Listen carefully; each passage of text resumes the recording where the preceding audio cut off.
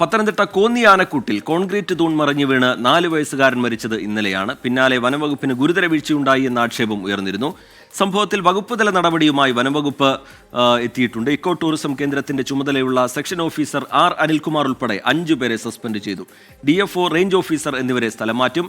AV Jaishankar വിവരങ്ങളുമായി ചേരുന്നുണ്ട് പത്തനംതിട്ടയിൽ നിന്ന്. ജയശങ്കർ, ഇതിലൊരു അനാസ്ഥയുണ്ടായിട്ടുണ്ട്. ഇതിന്റെ ബലപരിശോധനയുടെ കാര്യത്തിൽ ഉദ്യോഗസ്ഥർക്ക് വീഴ്ച വന്നു എന്ന വിമർശനം അന്വേഷണ റിപ്പോർട്ടിലടക്കം ഇടം പിടിക്കുന്നുണ്ട്. അതിനിടയിൽ ഉദ്യോഗസ്ഥർക്കെതിരെ നടപടി വരുന്നു. വിശദമായ വിവരങ്ങൾ എന്താണ് ജയശങ്കർ? ആനക്കൂട്ടിൽ 4 വയസ്സുകാരന്റെ മരണവുമായി ബന്ധപ്പെട്ട കർശന നടപടികളാണ് വനംവകുപ്പ് സ്വീകരിക്കുന്നത്. സെഷൻ ഫോറസ്റ്റ് ഓഫീസർ സസ്പെൻഡ് ചെയ്തു. ആർ അനിൽകുമാറിനെയാണ് ദക്ഷിണ മേഖല CCF ആർ കമൽഹാർ സസ്പെൻഡ് ചെയ്തു. ഒപ്പം മറ്റ് 4 ഉദ്യോഗസ്ഥർക്കും സസ്പെൻഷൻ ഉണ്ട്.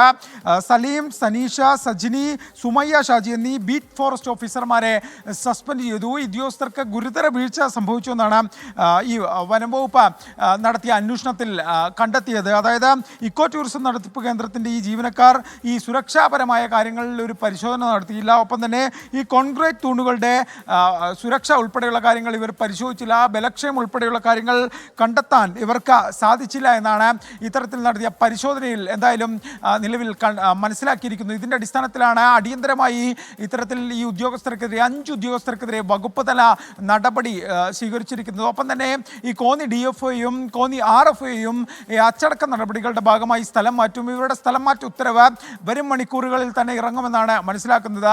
ഈ RFOയും DFOയും ഈ കോന്നി ഇക്കോ ടൂറിസം കേന്ദ്രവുമായി ബന്ധപ്പെട്ട് നിരീക്ഷണം നടത്തേണ്ട ഉദ്യോഗസ്ഥരായിരുന്നു. ഇവരുടെ ഭാഗത്ത് നിന്ന് ഇത്തരത്തിൽ ഈ സുരക്ഷാ വീഴ്ച സംബന്ധിച്ച് ഒപ്പം തന്നെ ഇവരുടെ ഈ സംവിധാനങ്ങൾ സംബന്ധിച്ച് ഈ ഇക്കോ ടൂറിസം കേന്ദ്രത്തിലെ സംവിധാനം സംബന്ധിച്ചുള്ള പരിശോധനകൾ ഇവരുടെ ഭാഗത്ത് നിന്ന് നിരീക്ഷണം ഉണ്ടായില്ല.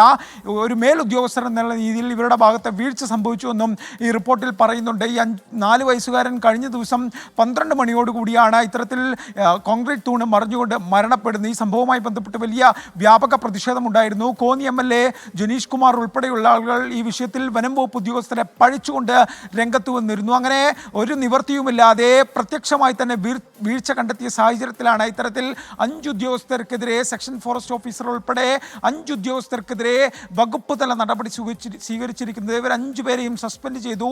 ഒപ്പം തന്നെ DFOയെയും RFOയെയും മറ്റൊരു സ്ഥലത്തേക്ക് സ്ഥലം മാറ്റും. ഈ സ്ഥലം മാറ്റ ഉത്തരവ് വരും മണിക്കൂറുകളിൽ തന്നെ ഇറങ്ങും. എന്തായാലും ഈ വിഷയവുമായി ബന്ധപ്പെട്ട് കർശനമായ നടപടി വനം വകുപ്പ് എടുത്തിട്ടുണ്ട്. സമാനമായ രീതിയിലുള്ള പ്രശ്നങ്ങൾ ഇത്തരത്തിൽ ഇക്കോ ടൂറിസം കേന്ദ്രങ്ങളിൽ ഉണ്ടാകാതിരിക്കാനുള്ള നിർദ്ദേശവും വനം മന്ത്രിയുടെ ഓഫീസ് തന്നെ നേരിട്ട് നൽകിയെന്നാണ് മനസ്സിലാക്കുന്നത്. അങ്ങനെ കർശന നടപടി വനം വകുപ്പ് സ്വീകരിക്കുന്നു.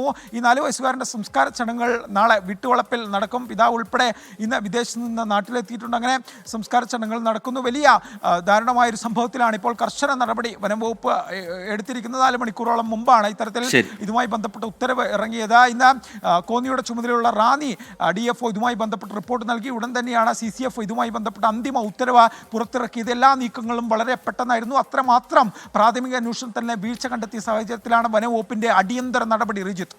ശരി, AV ജയശങ്കർ പത്തനംതിട്ടയിൽ നിന്ന് വിശദാംശങ്ങൾ നൽകുകയായിരുന്നു. ഉദ്യോഗസ്ഥർ അവരുടെ ഉത്തരവാദിത്വം മറക്കുമ്പോൾ സംഭവിക്കുന്നത് എന്താണ്? ഒരു 4 വയസ്സുകാരൻ, ഒരു പാവം 4 വയസ്സുകാരന് ഫോട്ടോ എടുക്കാൻ നിന്നൊരു 4 വയസ്സുകാരനാണ് ജീവൻ നഷ്ടമാവുന്നത്. സങ്കടകരമാണ്, പ്രതിഷേധാർഹമാണ്. AV ജയശങ്കർ വിശദാംശങ്ങൾ നൽകുകയായിരുന്നു.